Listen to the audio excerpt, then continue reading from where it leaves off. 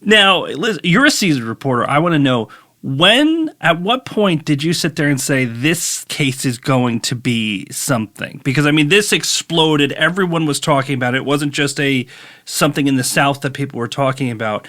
At what point did you sit there and say, this is going to be one of those quote unquote trials of the century that they love to throw around? Gosh, I made my first trip down in July of 21. So I was interested in the case pretty soon from the beginning, but it's not on its face a Wall Street Journal story. And I'm a Wall Street Journal reporter.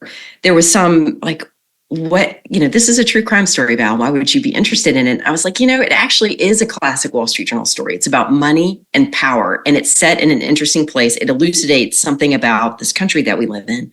So it is a Wall Street Journal story. It took a little bit of convincing internally, I would say, to make that point. So I was working on the story over the course of the summer of 21, and then the news business. I'm a national affairs reporter.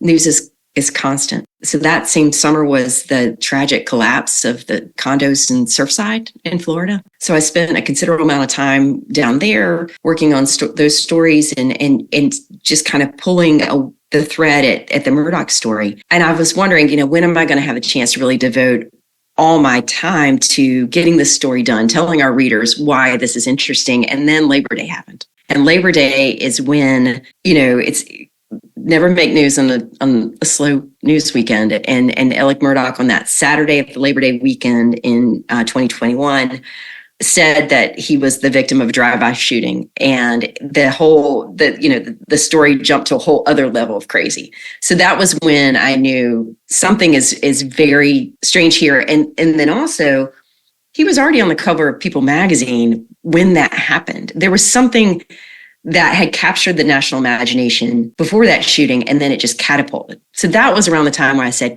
gosh, I got to get the story in the newspaper because people want to know what is going on in Hampton, South Carolina.